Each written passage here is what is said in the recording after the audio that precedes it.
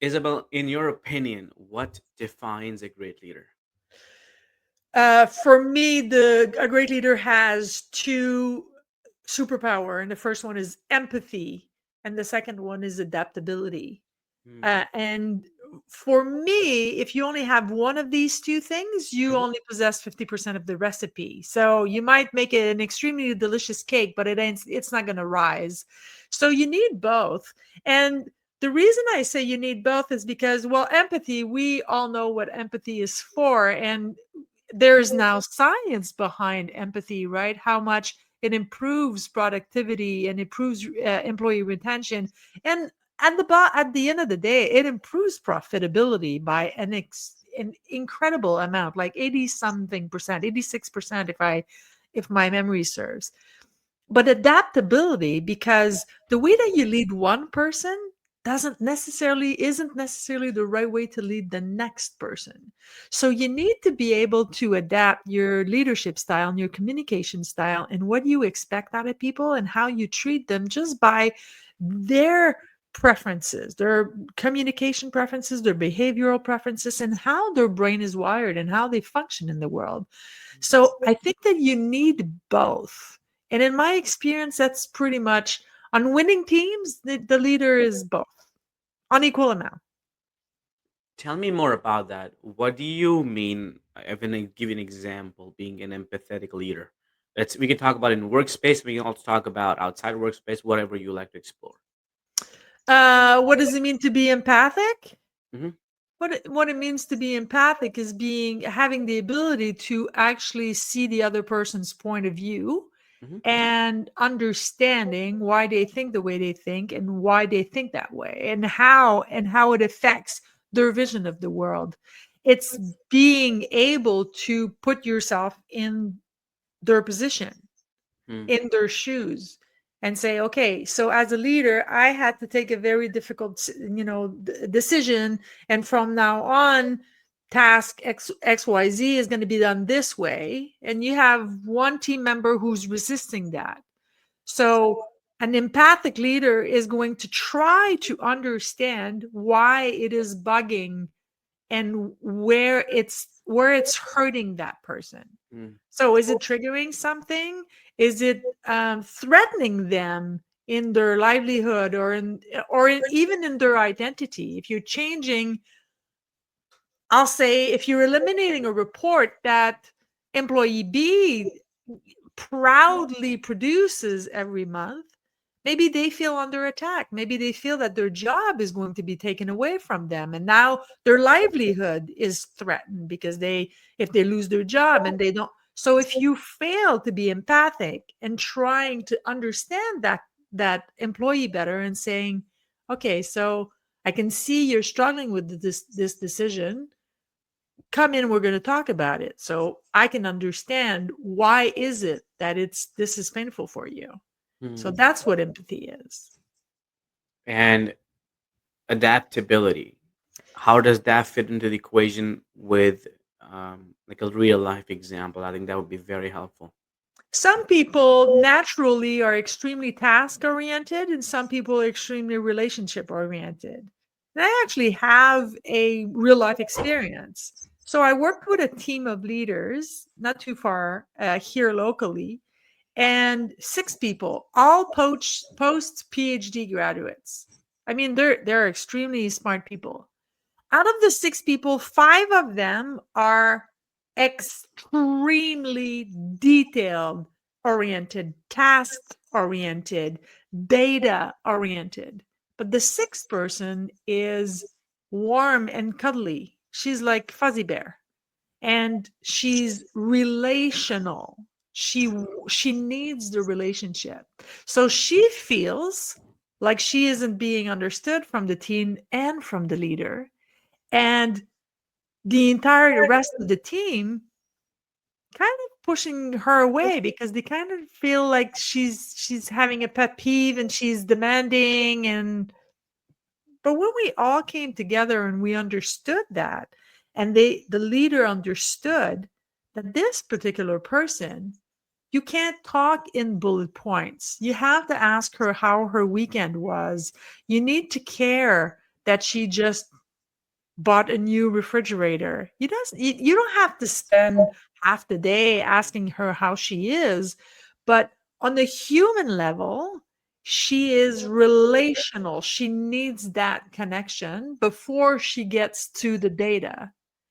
So when everybody understood that, the leader first, obviously, but when everybody understood that, the leader adapted the way that she communicated with that employee.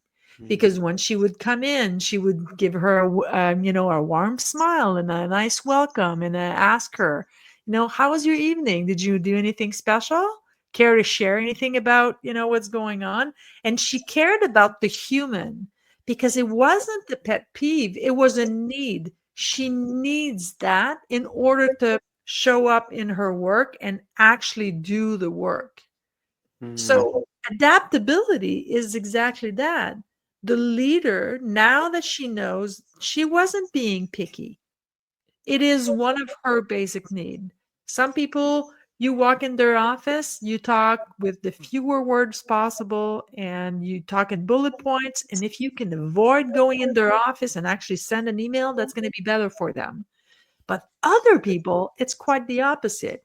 And the adaptability as a leader is knowing the difference and changing your behavior accordingly. That's what adaptability does. Alright, that's awesome. I have so many thoughts on that. Share, please Like share one. I so there's like some things I agree, some things I don't understand, and some things I have questions about. Okay. Um, so in like the real life case scenarios, like so, I am for me, I've been blessed with great leaders like Jackson and Yes. some other people in my life, and also there's certain times where I feel like, hey, maybe it's my job to be accountable for getting my needs out there. So if I have an issue, like, hey, I would love to talk to you and ask about your day so that it feels me welcome. Then I'll go talk to someone and mention that, hey, that's something that helps me out. I feel like I need to take on accountability on my part to do that. And to me, I feel like, is that leader's job or not? And that could be right or wrong, or could be the leader's side. And there's obviously situations to both ends. The other side me says on productivity. Um, we live in a very a lot of times we live in a very brutal places where productivity and being a good employee is important. I am blessed that I don't have to deal with that. I am blessed not everyone is. I have had a lot of people come on the show who are like, if you're not producing the right results, it's not easy out there, so people can get fired often. So if a company spending money and resources on that leadership side where they have to adapt to one person's needs, well, wouldn't that be profitable for them to just switch that one person out and similar to the fourth one? And that's so those are the questions that resolve around my head, and I know what the answers are probably coming, but I'd love to hear your thoughts. Okay, so there's a whole lot of things for me to unpack there. So when you talk about adaptability, I wholeheartedly agree with you Hmm. in the fact that it is the person's responsibility to voice their need and say, hey, listen, and they do need to be accountable. I agree with you. Um, but you can only voice what you know. And we're at the bottom of all of this is self-awareness. Hmm. Self-awareness from the leaders and self-awareness from every single individual in the company. Hmm. Now, self-awareness is very complex. So there's a big study that was done by Dr. Tasha Eurich at Boston University, at Harvard University, and her study lasted for a little over 4 years, and her team read every single piece of literature on self-awareness ever, like ever. And then they interviewed about 5,000 people. And out of that, they picked out a handful. And since self awareness is so rare, um, they found like 50 out of 5,000, they find like 50 that were actually self aware. And Mm, they realized that 95% of the time, 95% of the people will declare themselves to be extremely have high self awareness. In mhm. reality, that number is more like 10%. Interesting. So, how can you voice something you don't know about yourself? You can't. So, then comes the tricky part. Because if you don't know it, how can you expect your boss to know it? Interesting. So, in my line of work, this is the reason I decided to work with a psychometric test. Mm, Because before I meet the leader and before I meet anybody on their teams, regardless of the size of the team, I already know how their brain is wired because of the psychometric test. And this is not a personality test, okay? And as far as psychometric assessments are concerned, they are not all created equal. And you have a lot of them out there. I know because I've worked with a lot of them. And after a few decades of doing this, I landed on one particular desk. It's from Switzerland and it's called Nova. And it is actually science based. It's not a, well, if you like peanut butter, this is the kind of, person you are. No, it's how is your brain wired? What is your cognitive preference? mm, What is your behavioral preference? What are your deep core motivations? What are your deep core values? How do you learn? How important is it for you to learn? How much recognition do you need? Etc., etc., etc. Because mm, out of the questionnaire that people go online to fill out, um, comes out a between 25 to 40 pages report on how their behavior is based. Does that mean it can't never change? No, that's not what it means. But what it does is it gives the individual and the leader the tools to understand themselves better. Because once you know this, then back to your point, Harry, then you can be accountable mm, because you know how. And and myself included, I was the first one. The first time I read my report, I went, no, I'm not like that.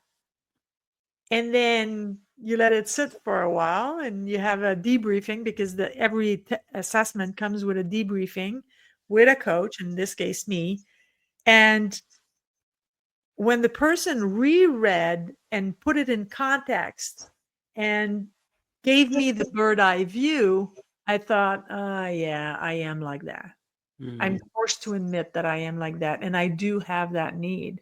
mm, And as far as the assessments is concerned, the high number speaks volume, but the low number speaks volume as well. mm, mm. Because there's no wrong answer. It's just what is. That's the way you are, and that's the way you function in the world. So when you know this, you can get way ahead of the crowd because you understand yourself. And when you understand yourself, you can better serve the other people. Does Wow. that answer a few of your It it totally does. So I feel like, and I think I see now. I think if almost every company out there can establish a procedure, first of all, that helps people understand themselves and how they function and how they perform and how they grasp whatever that assessment is, right? And they have a standard, those persons, that person has accountability for, like, hey, this is my Yes, standard and this is what I absolutely. need.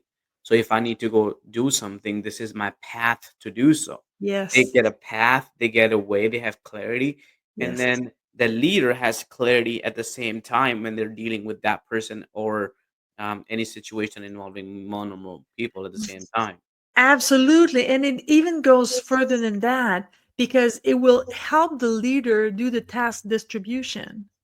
Wow. So if every month every single one of your team member has to do a report, I don't know whatever, but a report of some kind. But For 3 of them out of 10 people, for 3 of them, it's a joy, and it's they're like, "Oh, give me data." Mhm. And they're, all excited because for them, this is where they are at the utmost valuable. Uh-huh. Then why would you not ask these 3 to do the 10 reports? A, the reports would be done more efficiently, Mhm. more than likely more accurately, and therefore free up the other 7 who you are pissing off by asking them to fill out this bloody report, Uh-huh. and they're not being attentive because they keep on saying, I hate this report. I hate this report. I hate doing this report, and I can't believe it. I'm still having to do this bloody report. Right. So when you do that task distribution, Uh-huh. when you know what the cognitive and behavioral preferences of each of your team member is, you can say, okay, so everything that's data oriented, I'm going to give it to these 4 or these 3. And everything that's, oh, we need to go do a presentation. Hey, I'm going to give it to the people who are naturally good at the public speaking and I naturally inclined to actually like it and value it. And in both cases, the employees, you are tapping into their unique ability. So they feel valued and they know what they bring to the table. And when you know how you contribute to a team and what's that special thing, that secret sauce that you bring to the team, well, you will crawl through glass. There's nothing you won't do because you know you are valued, you are heard, you are seen for who you are, for the individual that you are. that's Because in my experience, Harry, individuality truly is all it's cracked up to be. yes.